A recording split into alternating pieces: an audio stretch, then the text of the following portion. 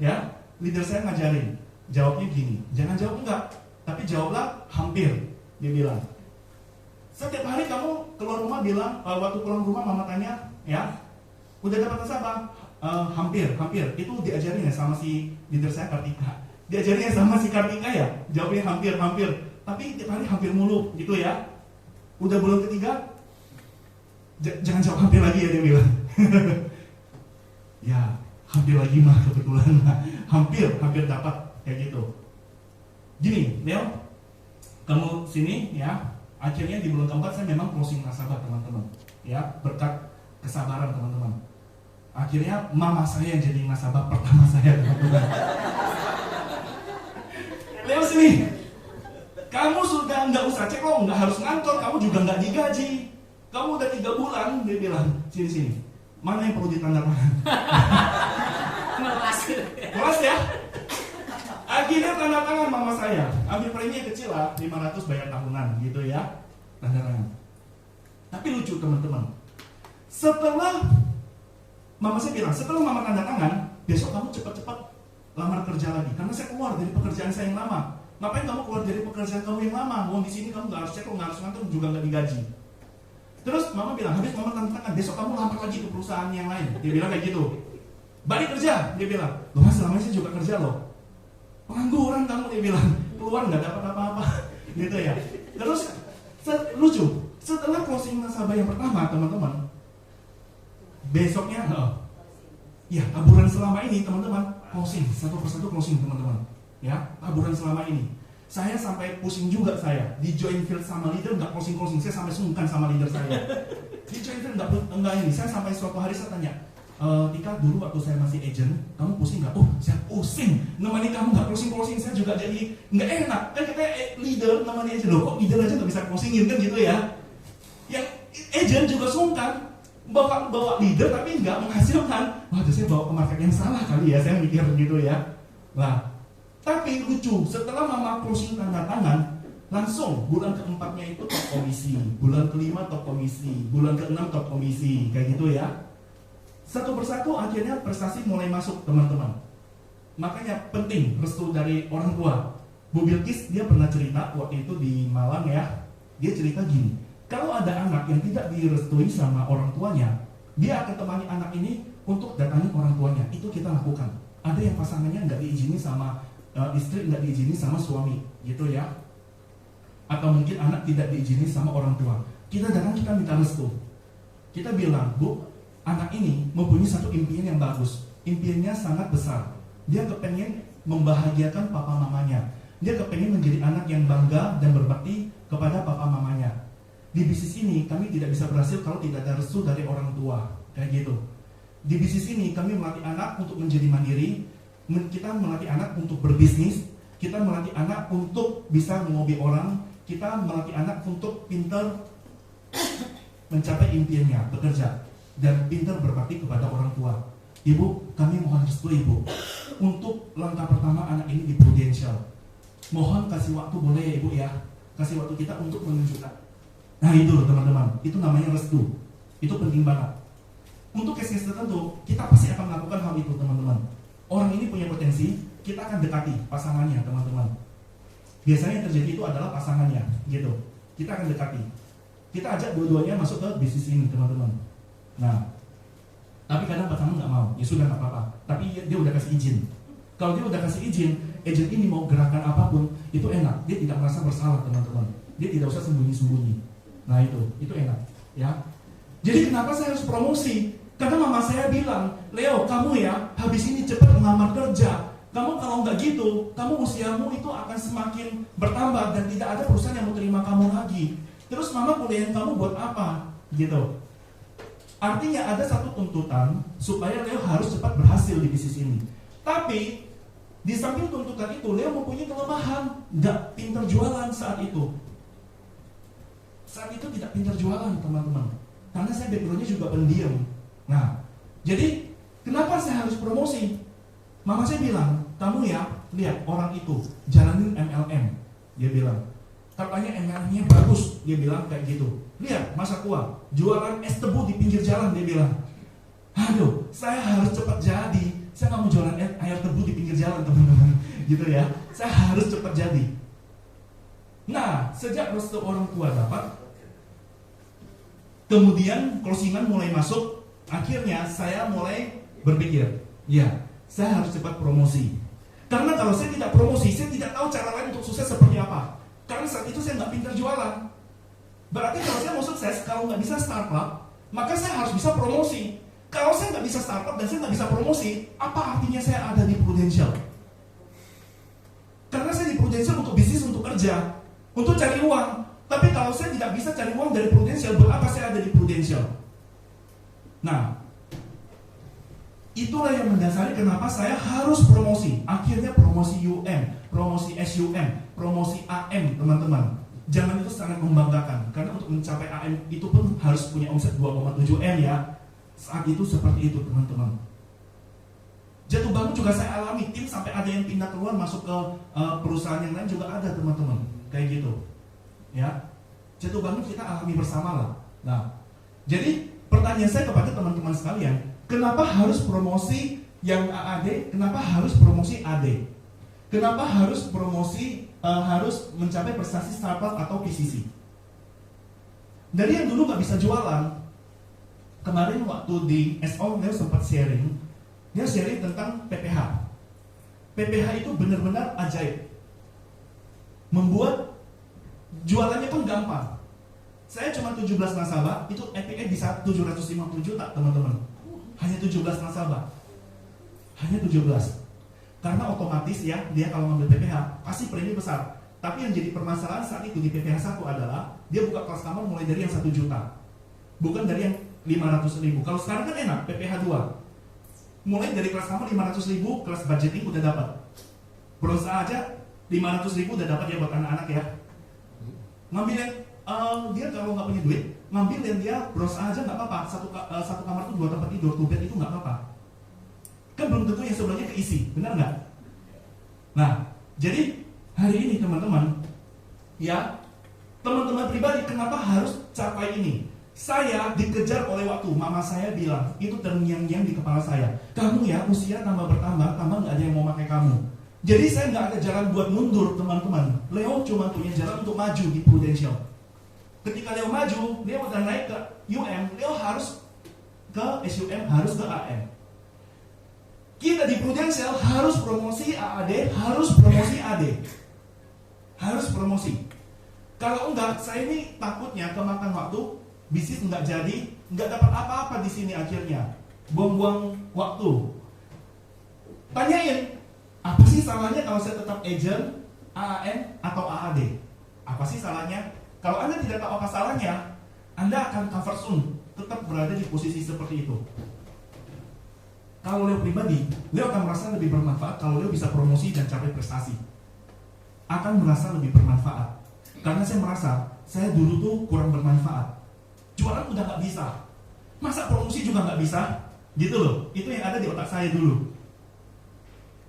Jadi, saya sharingkan apa yang terjadi. Kapan saya mau promosi? Bisa aja teman-teman punya keinginan promosi 1000 tahun lagi. Siapa tahu, ya.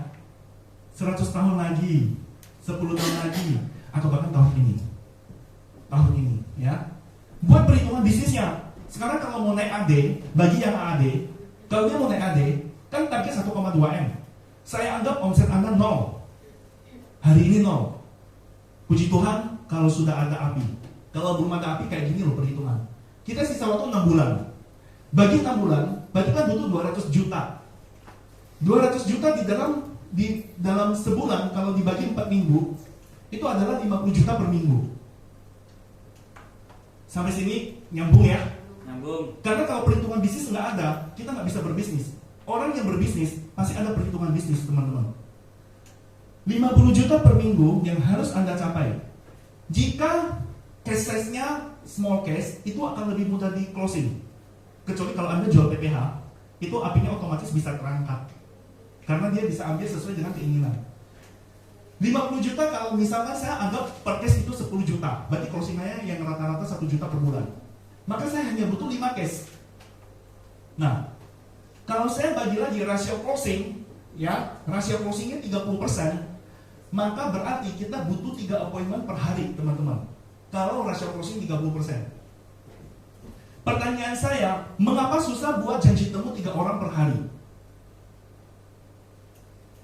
Ini saya juga lakukan kepada agent. Saya bagi, dia kan mau naik AAD, berarti ini 400 juta. 400 juta kan sepertiganya dari 1,2 M. Berarti dia dalam 1 hari harus bikin 1 appointment, teman-teman. Harus bikin 1 appointment.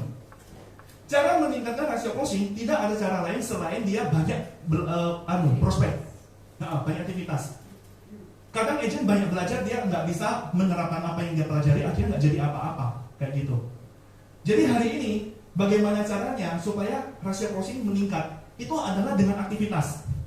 Sekarang gini, teman-teman tahu nggak? Buku masakan itu tersedia di mana-mana. Ada yang hobi masak nggak di ruangan ini? Waduh, yang dari tadi yang sana akan terus gitu ya, masuk semua. Kriterianya masuk semua. Kenapa? Ya, misalkan ini si chef siapa ya? Hah? Juna. Oh, ya cewek-cewek Juna gitu ya. Ada yang Queen gitu ya. Jadi kenapa dia bisa membuat satu masakan yang enak? Kalau misalkan dia kasih resepnya ke ibu, kira-kira ibu bisa bikin masakan yang sama nggak? Belum tentu. Kenapa? Tangannya beda.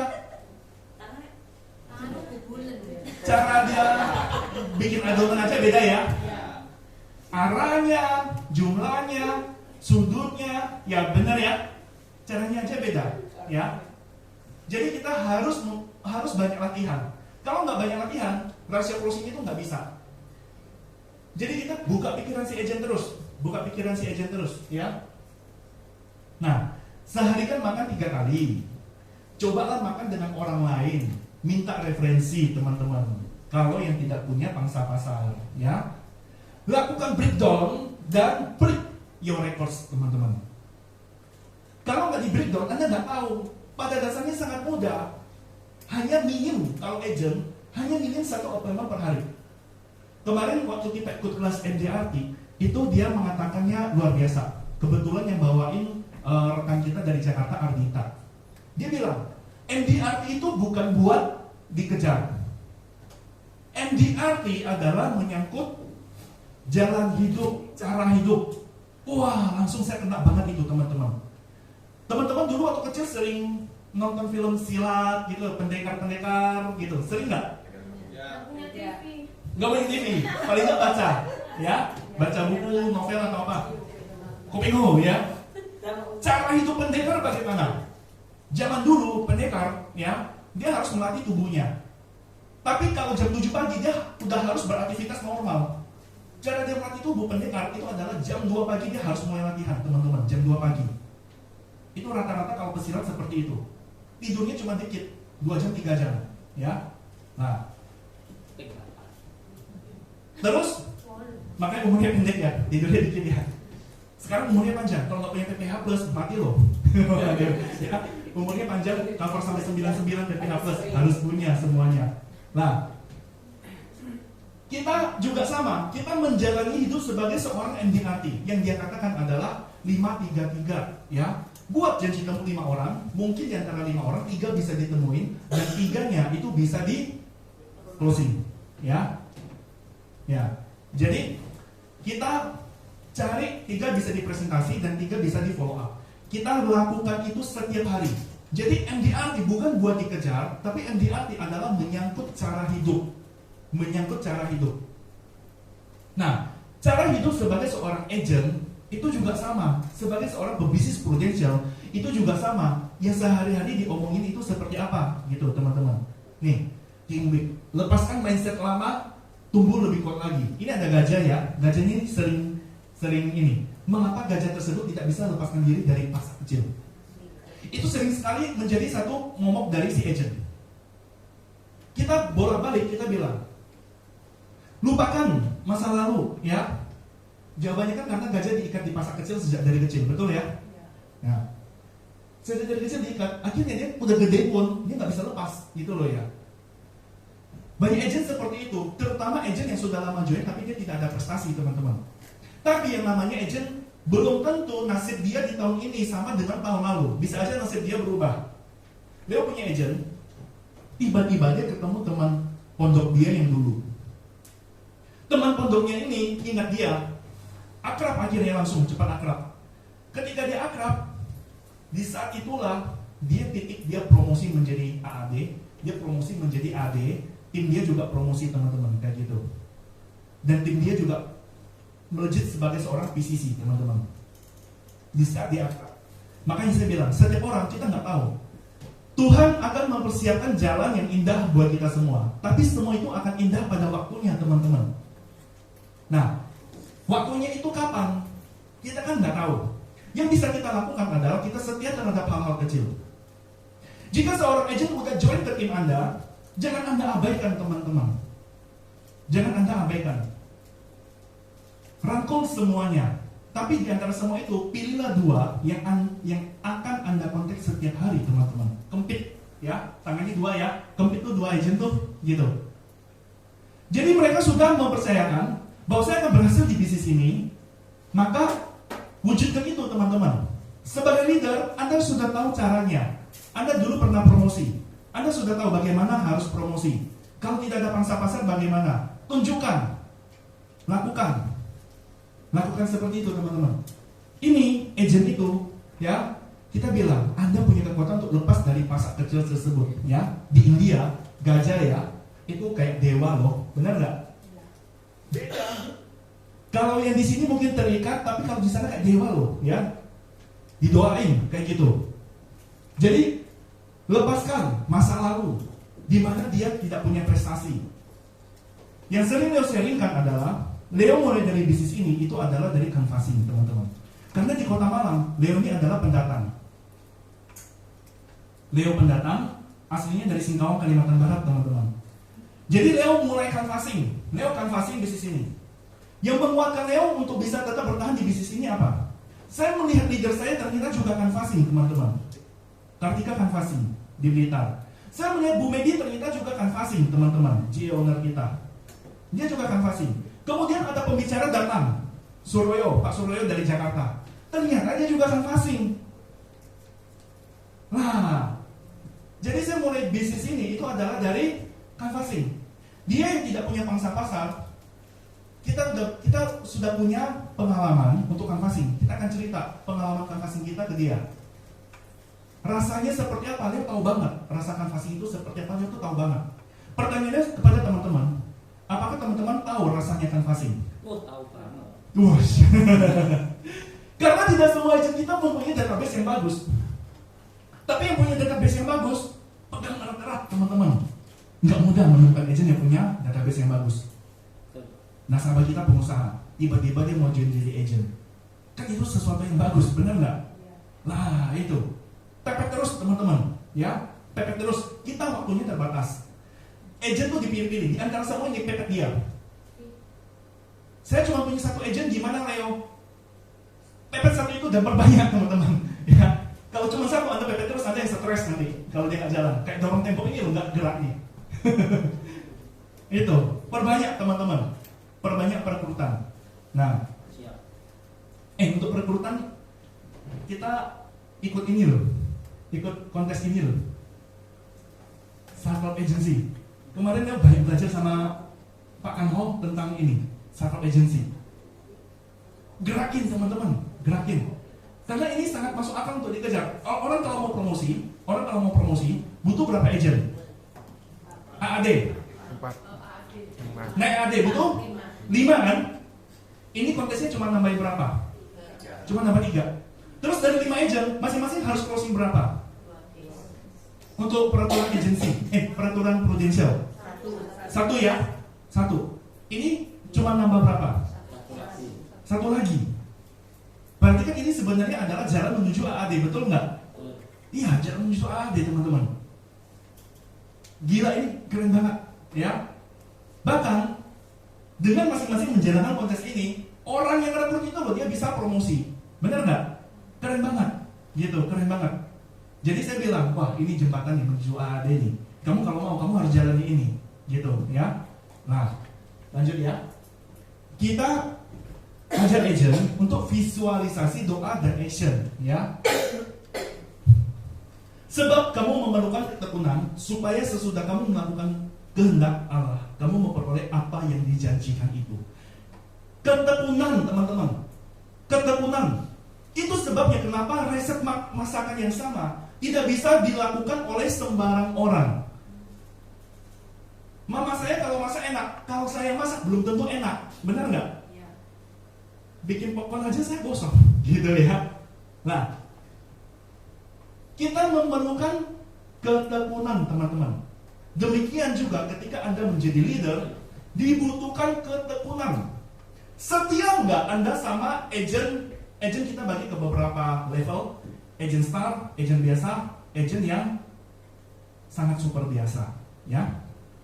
Kalau misalkan saat ini Anda dapat agent yang super biasa, terlanjur masuk, tentu harus ada screening ketika melakukan perekrutan. Tapi kadang ada agent yang tidak terscreening mungkin masuk gitu ya, teman-teman ya. Pertanyaan saya, Anda punya hati nggak terhadap agent itu? Anda punya hati nggak? Saat Anda setia terhadap hal-hal kecil, Anda akan dipercayakan hal-hal yang besar, teman-teman. Amin? Amin. Ya, lama-lama saya jadi pendeta ya. Saat Anda setia terhadap hal-hal yang kecil, siapapun dia yang masuk tim Anda bekerja dengan baik. Saat ada agent yang memang sudah potensinya bagus masuk, Anda sudah terbiasa untuk ngelit orang, teman-teman. Anda sudah terbiasa untuk melakukan coaching. Anda sudah terbiasa otot Anda untuk misalkan join field dan sebagainya itu sudah terlatih, teman-teman. Paham ya? Jadi kebiasaan itu yang kita cari. Mungkin ada orang yang masuk ke dalam kehidupan kita, ke tim kita, itu adalah sebagai agent yang mungkin dia adalah agent perantara kita menuju sukses kita. Mungkin ada loh, teman-teman. Memang dia nggak bisa diapa-apain udah gitu loh, bingung kita. Ada yang seperti itu.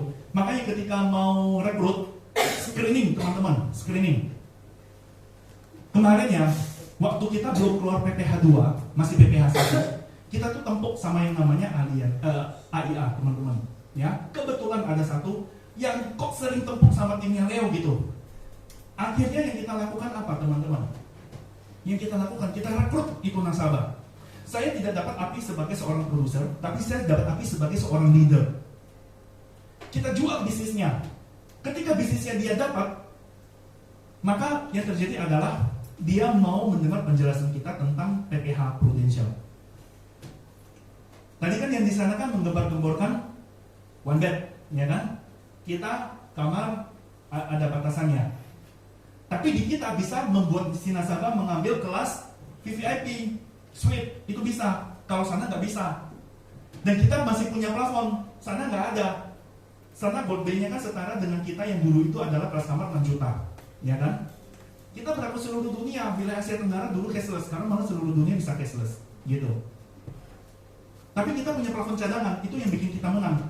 Tapi kita ngejaga si prospekan ini dengan cara kita jual bisnis ke dia, teman-teman. Kita jual bisnis ke dia. Ketika dia masuk ke tim kita, waduh, enak dah, kepegang nih. Satu ini anggaran masuk, ya, pengusaha. Pengusaha lain juga kita rekrut. Itu kita lakukan, teman-teman. Supaya keluarga besarnya di-blocking sama dia. Saya agent Prudential, butuh asuransi, cari saya. Bukan asuransi lain, apalagi agent yang lain, kayak gitu. Kan semua orang pasti butuh duit. Mereka para pengusaha tanya, emangnya bisnis ini ada duit? Oh, ada banget. Kalau nggak ada kita juga nggak mau. Ada banget kalau masalah duit. Nah, itu, ya. Jadi kita tekun. Ya. Ketika Anda tekun, Anda otomatis akan tulus. Siapapun yang masuk ke tim Anda akan handle. Kalau pas entry, saya sering hitung. Unit ya, yang sudah jadi leader ya sudah. Berarti saya tanding sama dia yang sudah jadi leader, ya. Saya hitung unit saya pribadi ini yang datang entry ini berapa orang. Saya hitung 1, 2, 3, 4, 5, 6, 7. Oke. Tiba-tiba yang datang cuma 2 orang. Kok cuma 2 orang ya? Saya cari 5 orang itu kemana? Apa ada yang salah dengan sistem saya? Dengan pendekatan saya ke dia? Apa mungkin ada yang sesuatu yang ini? Kita melakukan review, teman-teman. Kita melakukan review. Tentang penjualan semua udah bisa lah ya. Tentang penjualan semua udah pinter.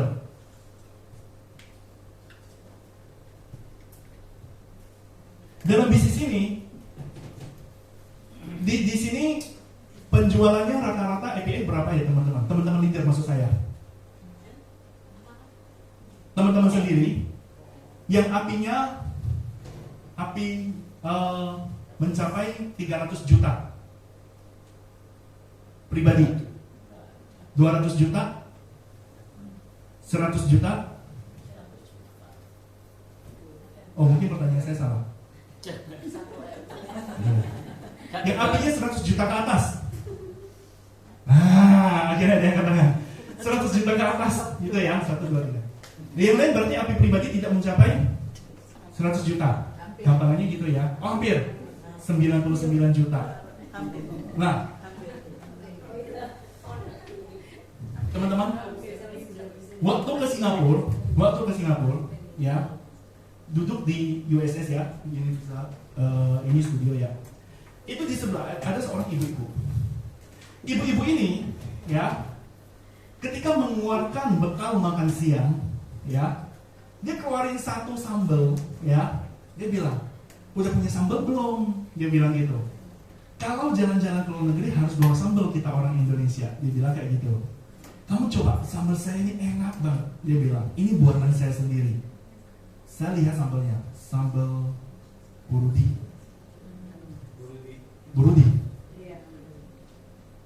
Wah, ownernya aja jualan, teman-teman. Sekarang Anda punya feeling nggak? Anda punya feeling terhadap ini nggak, teman-teman? Kartu ini. Anda punya nggak? Di dalam ruangan ini yang belum punya siapa, teman-teman? Yang belum punya? Karena selalu berkontribusi gitu ya. Semua harus punya ya. Kalau misalkan belum punya, prospek yang rajin supaya bisa ngambil kartu ini. Karena gini loh teman-teman. Hari ini saya mau tanya, aset Anda ada berapa? Misalkan rumah, mobil, motor semuanya di total 3M misalkan. Terus Anda hanya punya HS, covernya plan C lagi. Plan C kurang lebih mungkin 250 juta ya, apa 300 juta ya? 300 juta ya. Nah, kalau misalkan aset Anda 3M, tapi di cover dengan sesuatu yang senilai 300 juta, berarti nggak mengcover loh. Kalau mintanya 1M, berarti Anda harus jual mobil Anda, motor Anda, dan sebagainya. Paham ya? Kalau aset Anda 3M, Anda punya bronze A deh. Kita ngomongin 2 bed dulu gitu ya. Anda paling tidak udah di cover 10M. Aset Anda 3M, di cover 10M, aman nggak? Aman. Kalau aset Anda 20M, Anda ngambil yang bronze A, berarti kembali lagi terjadi hal yang sama. Ketimpangan cover, teman-teman. Berarti paling tidak harus ambil yang gold B misalkan, ya, harus ambil yang gold B supaya dia mengcoverannya totalnya 35M, supaya bisa menjaga aset. Kalau ada orang bilang, apaan ikut asuransi, saya nggak di cover semuanya, misalkan dia ngomong kayak gitu ya. Emang, loh, saya tanya dulu, ikutnya plan apa? Berarti sana yang salah ikut, bukan asuransi yang salah. Sana yang salah ikut, dia ikut tidak sesuai dengan kebutuhan dia, benar nggak? Nah itu teman-teman, ya. Nah, ini teman-teman, kemarin waktu jalan-jalan, extend ya, setelah sahabat jalan-jalan, di sini ini ada seseorang naik kursi roda, teman-teman, ya, naik kursi roda. Beliau ini adalah salah satu GE owner operasi ini, ya, dia juga sama, dokter spesialis anak, ya. Operasi jantung itu dibayarin sama Prudential. Kita semua kenal orang ini, ya. Di tim saya sendiri, teman-teman, ini mau foto nggak apa-apa nih, paling juga nggak kebaca, ya. Suami dari seorang leader di tim saya, ya. Dia adalah dokter, teman-teman. Suami ini seorang dokter. Istrinya ini pebisnis lah, punya apotek, punya ruko dan sebagainya gitu ya. Ini di timnya Leo. Dia kemarin suaminya pasang link habis 132 juta, terbayar semua pakai PPH loh teman-teman. Dan kemudian dapat campaign lagi, campaign isi upgrade, langsung dia tanda tangani. Produk asuransi sebenarnya sudah ada dan melekat di dalam tubuh nasabah, teman-teman. Tinggal bagaimana kita mengeluarkannya. Jadi hari ini, teman-teman kan jadi leader. Teman-teman punya feeling nggak terhadap kartu ini? Itu pertanyaan saya. Hari ini ya teman-teman ya, keluarga saya kasih loh kartu ini. Karena gini, Leo berpikir, hari ini Leo megang duit. Kalau besok Leo nggak ada, kebetulan duitnya lagi muter, apalagi gimana, invest kemana, nggak bisa cair, terus gimana? Di dalam ruangan ini, apakah ada yang pernah keluarganya harus berobat dan dimintai uang banyak? Ada nggak? Papa saya waktu itu mau mengalami kondisi almarhum papa ya, dia mau pasang ring. Dokter bilang, Leo kamu harus siapin duit 150 juta sekarang juga. Pertanyaan saya kepada teman-teman, jika pertanyaan itu, permintaan dokter itu adalah kepada teman-teman sekalian, dan kebetulan misalkan lagi nggak megang duit, dan Anda nggak punya ini, terus apa yang bisa digunakan untuk selamatin orang tersayang Anda, teman-teman? Itu pertanyaan saya. Jika Anda merasa kartu ini mahal, rajinlah prospek, teman-teman. Buat anak kecil cuma 500.000 udah dapat loh. Masa mahal 500.000, bener nggak? Rajinlah prospek. Besok kalau sudah naik uangnya, tingkatin lagi plafonnya, teman-teman, yang sesuai kebutuhan Anda. Kita bicara asuransi adalah bicara kebutuhan, yang sesuai kebutuhan.